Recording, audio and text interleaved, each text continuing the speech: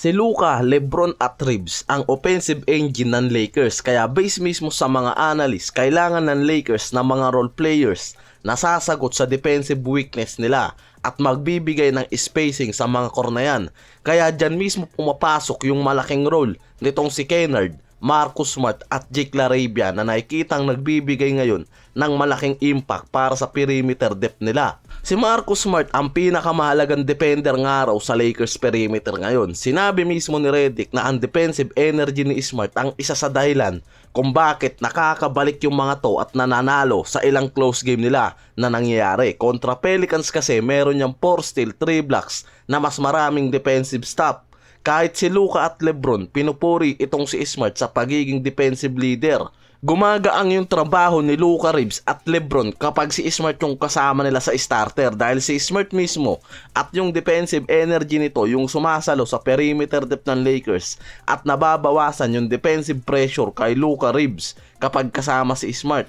Samantalang si Jake LaRavia naman yung isa sa pinaka-active na defender sa Lakers. Sa team metrics kasi meron niyang 1.4 steals per game at 106 na deflection. Mataas din sa loose ball recovery to. Ibig sabihin lang siya yung pinaka-inaasahan ng Lakers sa passing lanes, mas hustle at pinaka-energetic defender sa roster nila.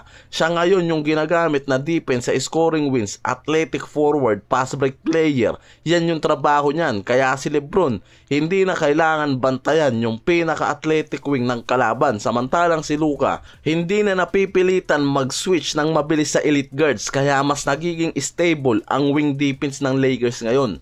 Si Kennard naman ngayon yung nakikitang nagpapaganda ng floor spacing para sa core ng Lakers. Mas nagiging madali yung pick and roll ni Luka para sa mga frontcourt nila at nagiging mas effective naman yung driving ni LeBron kasama si Kennard at nakukuha ng mas maraming open shot si Reeves ngayon.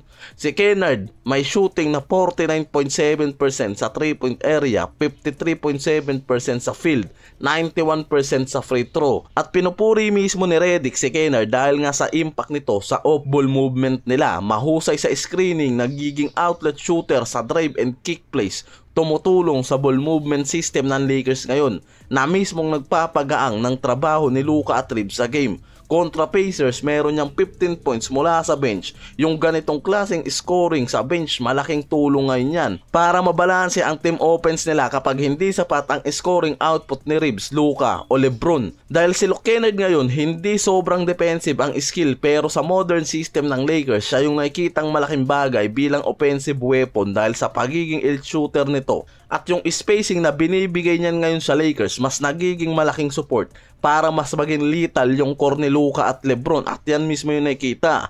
Mas nai-improve pa kasi ngayon ang perimeter defense, wing defense combination ng Lakers dahil kay Smart, LaRavia at Kennard. Yan din kasi mismo yung problema ng Lakers sa early season sa lineup nila.